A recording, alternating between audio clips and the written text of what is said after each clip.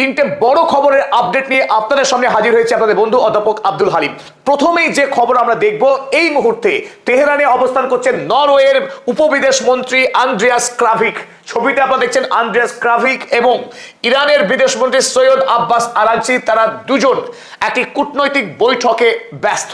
এই বৈঠকের ছবি এখনো পর্যন্ত পৃথিবীর কোনো মিডিয়া তুলে ধরেনি, না কোনো ইউরোপিয়ান না কোনো আমেরিকান। কারণ এই মুহূর্তে গোটা ইউরোপ মহাদেশ জ্বালানি সংকটে ভুগছে, যে সংকট থেকে নিরসনের জন্য কোন রকম পথ খুঁজে পাচ্ছে না ইউরোপ। ওদিকে আমেরিকা যুক্তরাষ্ট্র তারা অসংখ্যবার প্রতিশ্রুতি দেওয়ার পরেও হরমুজ প্রণালীকে তারা খুলতে পারেনি।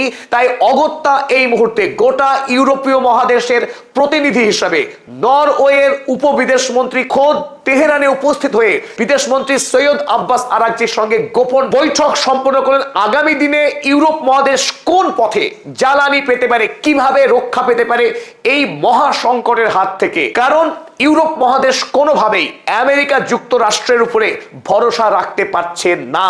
তাই সরাসরি ইউরোপ মহাদেশের প্রতিনিধি পাঠিয়ে ইরানের সঙ্গে সম্পর্ককে মজবুত করার এক অভিনব উদ্যোগ শুরু করলো এই মুহূর্তে ইউরোপ। আর ইউরোপীয় মহাদেশের কোনো সংবাদপত্র কিংবা আমেরিকার কোনো সংবাদপত্র এই খবর প্রকাশ করার সাহস করছে না। তার অন্যতম কারণ ইউরোপের এবং আমেরিকার মাথা কাটা যাবে, লজ্জায় তাদের মাথা হেঁট হয়ে যাচ্ছে। শত হুমকি দেওয়ার পরেও ইরানকে কোনোভাবে তারা বাগে আনতে পারেনি, খুলতে পারেনি হরমুজ প্রণালী। সেই পারস্য উপসাগরে আজ পর্যন্ত অসংখ্য তেল ভর্তি ট্যাঙ্কার দাঁড়িয়ে রয়েছে, যারা হরমুজ প্রণালী পার হতে পারেনি। কোন ইউরোপিয়ান বা কোন আমেরিকান নিউজ পেপার এই সংবাদ কভার করতে পারেনি। তার একমাত্র কারণ ইউরোপ আমেরিকার মাথা হেট হয়ে যাচ্ছে লজ্জায়, যে আমেরিকা শতবার হুমকি দিয়েও হরমুজ প্রণালী খুলতে পারেনি, মেটেনি ইউরোপের জ্বালানি সংকট। অতএব এই মুহূর্তে ইরানই একমাত্র পরিত্রাণের পথ। তাই পরিত্রাণ পেতে সোজা তেহরানে পাড়ি দিয়েছে নরওয়ের বিদেশ মন্ত্রী আন্দ্রেয়াস ক্রাভিক। ডোনাল্ড ট্রাম্প বারবার দাবি করেছিলেন যে তার হাতে সব কার্ড রয়েছে, ইরানের হাতে কোনো কার্ডই নেই। ইউরোপ মহাদেশ এই মুহূর্তে বুঝতে পারছে আসলে কার্ড কার হাতে রয়েছে, ইরান না আমেরিকার। নরওয়ের বিদেশ মন্ত্রীর সঙ্গে সাক্ষাতের এই ছবি খোদ পোস্ট করেছেন ইরানের বিদেশ মন্ত্রী Syed Abbas Araghchi.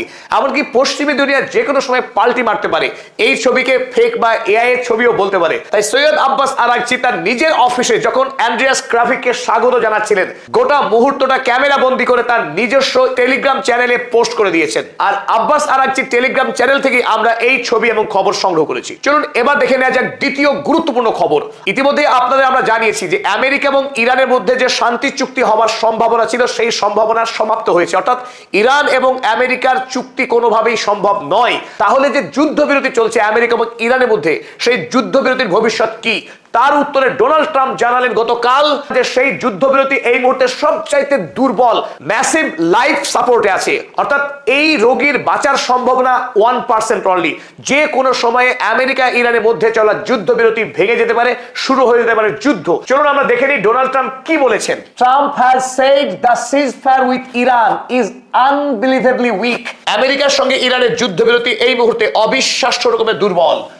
And called Tehran's latest peace proposal a piece of garbage. ইরানের পক্ষ থেকে আমেরিকাকে যে শান্তি প্রস্তাব পাঠানো হয়েছিল তাকে ডোনাল্ড ট্রাম্প আবর্জনার স্তূপ বলে ব্যাখ্যা করেছেন। তাই বর্তমানে ডোনাল্ড ট্রাম্প ইরানের উপরে ভীষণ রকমের হতাশ হয়েছেন। এই হতাশ Donald Trump, frustrated Donald Trump more seriously thinking of restarting combat operations in Iran. ইরানের নতুন করে যুদ্ধ শুরু করার হুমকি দিয়েছেন ডোনাল্ড ট্রাম্প।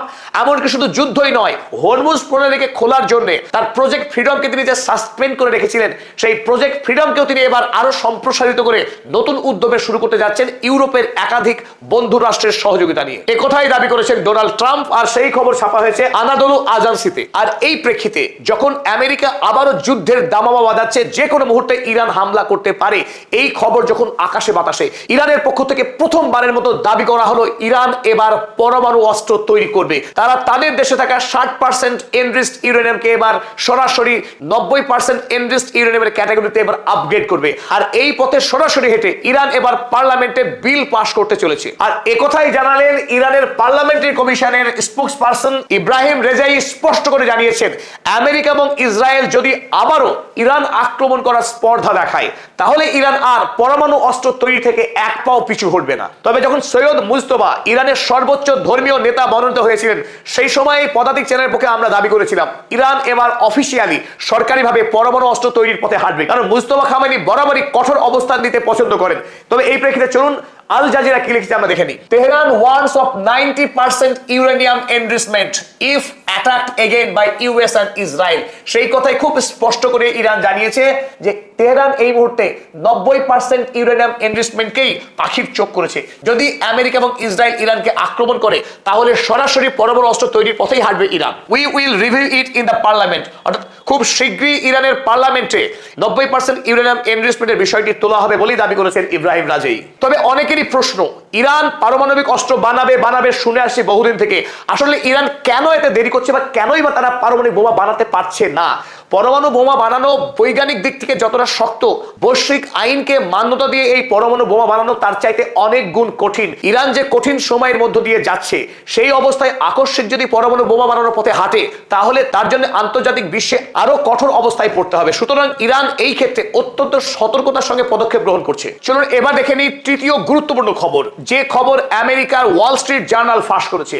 ইরান যুদ্ধের সময় আমেরিকা এবং ইসরায়েল বেশ কয়েকবার ইরানের ওয়াইল ফিল্ডে আক্রমণ করেছিল, কিন্তু এপ্রিল মাসের প্রথম সপ্তাহে ইরানের লাভান আইল্যান্ডের তৈল শোধনাগারে আক্রমণ হয় বেশ কয়েকবার, যে আক্রমণকে ইরান প্রাথমিকভাবে মনে করেছিল আরব আমিরাতে থাকা আমেরিকার এয়ারবেস থেকে আক্রমণ করা হয়েছে। কিন্তু আজ আমেরিকার ওয়াল স্ট্রিট জার্নাল স্পষ্ট করে জানিয়েছে যে ইরানের লাভান আইল্যান্ডের অয়েল রিফাইনারিতে যে আক্রমণ হয়েছিল সেই আক্রমণ চালিয়েছিল খোদ মোহাম্মদ বিন জায়েদের আরব আমিরাত।